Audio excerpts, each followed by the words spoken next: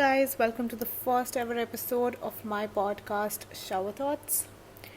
Finally, I've gathered the balls, the guts, the everything I possibly could to start this podcast. मैं काफ़ी time से सोच रही थी मुझे पॉडकास्ट शुरू करना है, लेकिन कभी द फियर ऑफ जजमेंट, कभी लैक ऑफ कॉन्फिडेंस, कुछ ना कुछ हमेशा रहता था जिसने मुझे रोक के रखा. But today I was like what, screw this, डाल देते हैं. कौन सा फर्स्ट एपिसोड ही इतना ज़्यादा हिट होने वाला है. I'm going to be very informal here because actually this podcast is not like a formal ज्ञान दो experience बताओ ऐसे वाला नहीं रखना है मुझे. I just wanted to be like a conversation, a one-sided conversation probably. चलो आज के टॉपिक पे आ जाते हैं. Should you get back with your ex? ये टॉपिक क्यों मेरे दिमाग में आया इसकी पहले मैं थोड़ी बैक स्टोरी दे देती हूँ. So I have this very very close friend, okay, and obviously because we are so close I always look after him. Plus वो मुझसे एज में थोड़ा सा छोटा है, so already I have this motherly instinct for him. It sounds funny but it's true. So this fellow has a lot of anxiety. उसकी मतलब next level anxiety issues है. उसको शिवरिंग शुरू हो जाती है, कभी भी एंगजाइटी अटैक आ जाता है. He starts crying. So he's a very fun person, but every person has a dark side. तो उसकी जो dark side है वो बहुत intense है. So this guy was in a relationship with this girl 9 साल से, ठीक है, स्कूल टाइम से they were together and they broke up 2 years ago. But now this ex of his is trying to get back with him. Not back with him actually. वो उसको ये बोल रही है कि please let's just stay friends. And even she is going through anxiety attacks and stuff. And overall अगर मैं उनके रिलेशनशिप की बात करूँ from like what all I have understood out of it and what all I have heard, all the stories and every thing, it was not a healthy relationship at all. मतलब जिस तरह की fights, जिस तरह की disrespect, जिस तरह का लैक ऑफ ट्रस्ट उन लोगों में था at the end of the relationship, वो बहुत ज़्यादा बढ़ गया था. And that's why they broke up and after a couple of weeks they got back and again they broke up. So overall I think we can assume that it was not a healthy relationship, okay? And my friend's anxiety started after the breakup. उसने मुझे ये बोला कि मेरी शायद anxiety उसके जाने के बाद शुरू हुई है, तो मे बी अगर मैं उसके साथ वापस हो जाता हूँ और इफ़ आई बिकम फ्रेंड्स शायद मेरी एंगजाइटी ठीक हो जाए. And the moment I heard that, I was like, what the hell is wrong with you? Seriously, that's like trying to find gold in a garbage bag. Okay, let me just make this very clear. मैं garbage यहाँ पे उनकी situation को बोल रही हूँ. तो जहाँ से निकलते टाइम तुम्हारा इतना बुरा हाल होगा कि तुम्हें एंगजाइटी होने लग गई, you just lost yourself completely in the process. वहाँ पे you think you will find yourself again. That's the most bizarre and the stupidest thing I have ever heard. No offence. And I said all this to his face, okay? Now, I'm a true friend. I will not just sugarcoat things just to make the other person feel better. Now, coming back to the question, should you get back to your ex? अब जो मैंने story बताई है, that's just one aspect of a breakup. Everyone has a different story, I completely agree. And there are also exes जो बाद में जाके whenever they patch up, they get happier, the relationship gets better and stuff. So there are all kinds of stories, okay? So I will not just say, oh, just because this person is your ex, you should not get back with them. In my opinion, सबकी breakup history is different. सबकी reasons behind breaking up is different. So what you need to do is, firstly, you need to analyze why did you break up at first. Okay, now if it is a reason जो तुम्हें लगता है तुम्हारी side से तुम solve नहीं कर सकते हो, या उसकी साइड से वो इंसान सॉल्व नहीं कर सकता, या वो नहीं करना चाहता, तो even if you get back together just for the sake of nostalgia, और आपको याद आ रही है उस इंसान की, आप बहुत मिस कर रहे हो, आप पुराने दिन याद करके सारा फैंटेसाइज करोगे, oh my god, look the good old days, the happy days, तुम वो सब कुछ सोच के अगर just for the sake of it you get back together and the problems due to which you guys broke up are still there, trust me, you guys will break up again.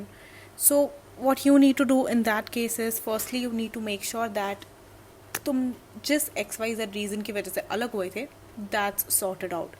Then there's still a chance of you two being together happily again. Now, the second thing that you need to think about is how much respect you have for one another. If the breakup happened because of the lack of respect, हो सकता है शुरू में तुम I love you बोल के साथ में हो जाओ, लेकिन जैसे ही तुम्हारी लड़ाई होगी, trust me, same disrespect is going to come. It's going to haunt you and it's going to pull you down. So make sure you have a lot of respect for that person and vice versa. The person needs to be respectful towards you.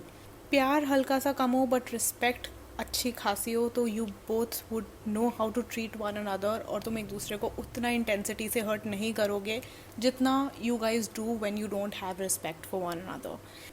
तीसरी चीज़, are you the only one who wants to get back और is this a mutual feeling? अगर सिर्फ आप ही हो जो pursue कर रहे हो रिलेशनशिप को and the person has moved on, if you are the only one stuck in that position or stuck in that state कि हो अभी भी relationship है, अभी भी things can get better, तो please don't pursue that person.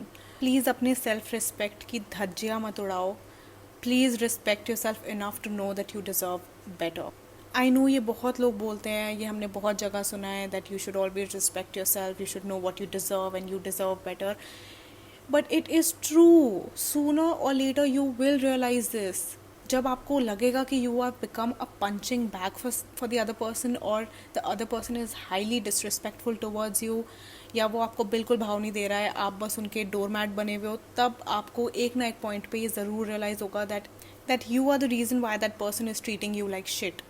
आप खुद ही अपने आप को एक डोरमैट बना के अगर बैठे हुए हो, ट्रस्ट मी वो इंसान भी आपको डोरमैट की तरह ट्रीट करेगा, बिकॉज वी ऑल नो कि जैसा हम लोगों को अपने आप को ट्रीट करने देंगे वो हमें वैसे ही ट्रीट करेंगे. अगर आप एकदम कारपेट की तरह बिछ जाओगे किसी के आगे तो आप कारपेट ही रहोगे. So please make sure that even they want you back and they want you back with the same intensity so that you don't lose yourself or your self respect on the way. अगर आपको लगता है या आपको पता है कि you were the problem in the relationship या आपने बहुत सारी गलतियाँ की है, apologize to that person, do it twice, thrice, 4 times, but ऐसा नहीं कि आप रोज़ उसको डेस्परेटली कॉल्स करे जा रहे हो, आप मैसेज पे मैसेज कर रहे हो, आप उसको स्टॉक करे जा रहे हो, मतलब अपनी पूरी लाइफ आपने ख़राब कर ली है किसी और के लिए. If that person is already left, it's okay, happens with every one. आप ये समझो कि सबके साथ होता है, सबका कहीं ना कहीं कुछ ना कुछ ऐसे, every one feels rejected and accepted. Think about moving on. Don't be stuck in that one place mentally and harm yourself, because there's so much more to life than just a relationship, honestly. Cherish your friendships, cherish your family relationships, do something in your career. Aapko, whatever you're passionate about, follow that. Like, there are so many other things in life and you will definitely meet a lot of people in the future जिनके साथ आपके ज़्यादा better chances है, जिनके साथ आप better relationship acquire कर सकते हो. The biggest problem arises when you think of the person like, oh, ये तो भगवान था, या फिर यही एक इंसान था, he was the one for me or she was the one for me. Please get rid of that Bollywood mentality. It's not applicable in real life. अगर भगवान ने किसी को आपकी लाइफ से हटाया है, it's definitely for a reason. If you guys are meant to be together, you will be. You don't have to force yourself.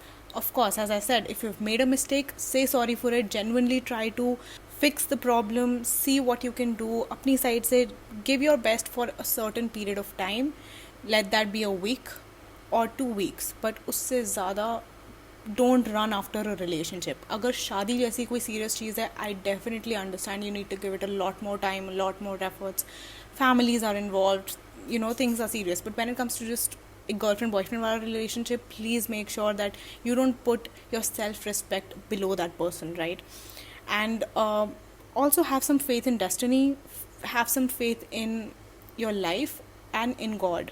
भगवान जो करता है अच्छे के लिए करता है. शायद you guys were really good together, maybe the timing was bad, so wait for the timing to get better. You don't have to run after a person and, you know, make them run even further away from you. ऐसा ही होता है जब हम किसी बहुत ज़्यादा intensity से किसी चीज़ के पास जाते हैं ना, तो वो चीज़ उतनी इंटेंसिटी से हमसे दूर हो जाती है. So have some patience. Maybe I am not saying कि एकदम अपने सारे होप्स भी लटका लो उस चीज़ पे. No, just do yourself. I am sure it's not easy. आप 1 हफ्ता लो, 2 हफ्ते लो, आराम से आप अपने आप को निकालो सिचुएशन से. आप इमोशनली सब एक्सर्ट करो. Cry all you want, drink alcohol if you want, do whatever the hell you want to do, but for a limited period of time. Give it like a week or so. उससे ज़्यादा भी आपको इतना abuse नहीं करना है अपने आप को. But I am just saying, सारे इमोशंस को आप बाहर निकालो अच्छे से. एंड एक बार वो पीरियड ख़त्म हो जाए ना, like suppose you gave your self 3 days कि 3 दिन तक मैं पूरा रोऊंगा, मैं सब कुछ करूँगा, जो जितने दुखी गाने सुनने सुनो, लेकिन वो 3 दिन के बाद I make sure I get back on track.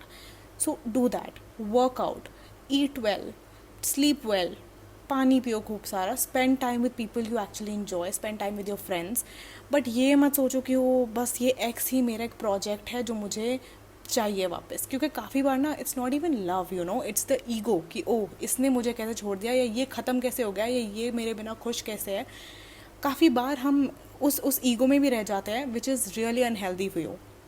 So look at the bigger picture. Life बहुत बड़ी है या बहुत छोटी भी हो सकती है. You never know. You need to think of it as an uncertain thing. And why would you want to waste something as precious? I mean, your parents have spent so much money on your education. Your friends love you so much. Your cousins और सब आपसे इतना प्यार करते हैं. Why do you want to throw it all away just for one person? Don't do it. So do you, if the person or your ex तुम्हारा साथ होना अगर लिखा हुआ, it will definitely happen. I'll tell you another story. So I have this college friend. मेरी काफ़ी close friend है वो और एक लड़का, they used to date in school. 1-1.5 साल उनका रिलेशनशिप था. And it was a very childish, बहुत ही ब्लै, मतलब इतना ज़्यादा वो साथ रहते भी नहीं था, बड़ा कैजुअल सा रिलेशनशिप था. And they both ended it. फिर वो कॉलेज शुरू हो गया. 7 साल उनकी कोई बात नहीं हुई. And now they are getting married. And somehow they both reconnected, you know. 7 साल तक कोई कॉन्टैक्ट नहीं था. बट नाउ ये पैंडमिक में I think he sent her a request, something like that happened. They both started talking और 1 साल के अंदर उनका रोका, शादी वादी सब फिक्स हो गई.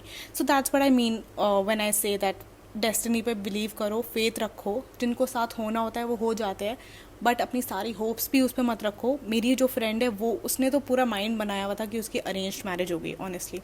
सो we even use to talk about this कि अच्छा अब तो अरेंज होगी, अब तो भाई 25-26 साल के हो गए, घर वाले भी बोलने लग गए चलो ढूंढता है तुम्हारे लिए कोई.